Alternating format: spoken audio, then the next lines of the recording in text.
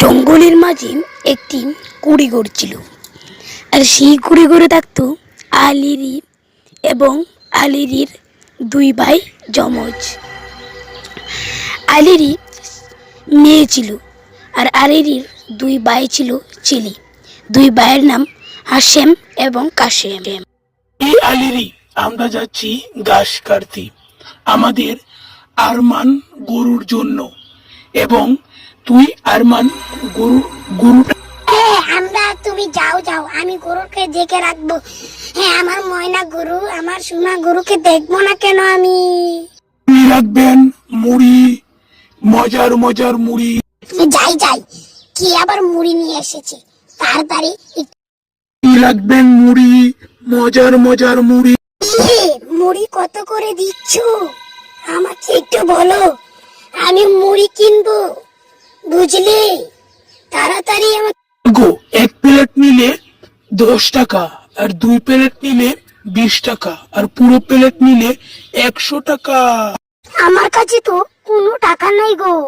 একটা বুদ্ধি পেয়েছি, আমাদের এই গরুটা অসুস্থ, সেটাকে বিক্রি করে দেব তোমারটি, আমাকে মুড়ি দিবি। এই গরু, I I I I I I. ওই আলিরি, ওই কিরে আলিরি, তাড়াতাড়ি বাহিরে আয়। গো দাদা, আসছি। কিসের জন্য ডাকছিলে আমাকে? তোমরা একটু আমার কাছে আসো গো দাদা, আমার কাছে তাড়াতাড়ি আসো, তাড়াতাড়ি আসো, আমাদের কাছে তাড়াতাড়ি আসো গো।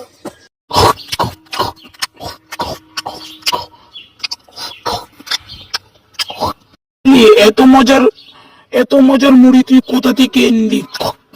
বুঝলাম না তো, আগে তাড়াতাড়ি বল, এই মুড়ি তুই কোথা থেকে আনলি?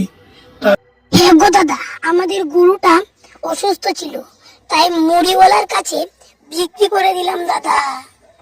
সে আমাদেরকে 1 প্লেট মুড়ি দিয়েছে। ভাগ্য আমাদের। না, এই বাড়ি থেকে আমাদের চলে যেতে হবে। এই আলিরি যেসব শুরু করেছে, না না না, এই বাড়ি থেকে ওকে তুই আমরা চলে যাব।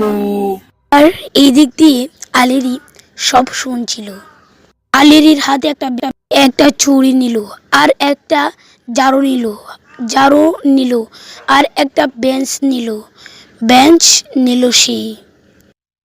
আর তারা রওনা হতে লাগলো, কিন্তু আলিরিও তাদের পিছে রওনা দিল। তারা হাঁটতে লাগলো।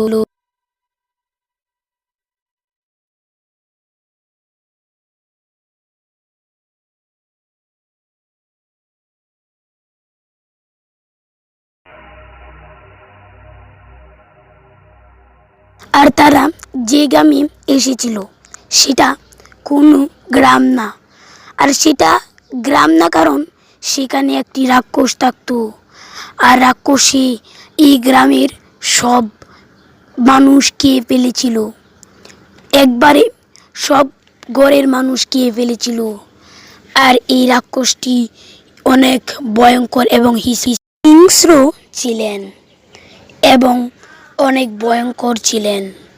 তাও তারা এই গ্রামে আসছিলেন, কিন্তু তারা জানতে পারেনি এই গ্রামে আসলেন কেন।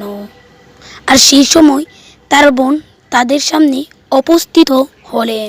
তুই আমাদের সাথে লুকিয়ে চলে এসেছিস, যার জন্য ওই গ্রাম ছেড়েছি, সে আবার চলে আসলো। তাহলে এসে কি লাভটা হলো আমাদের? বুঝলাম না, তোর মতো একটা বাজে মেয়ে। আলিরি, তুই এখান থেকে চলে যাবি না যাবি, এটা তোর বিষয়, এটা আমাদের বিষয় না। তুই আমাদের হুদাই কষ্ট দিচ্ছিস, বুঝছিস? আর নিশি রাত নেমে আসলো, তখন ঘরের দরজায়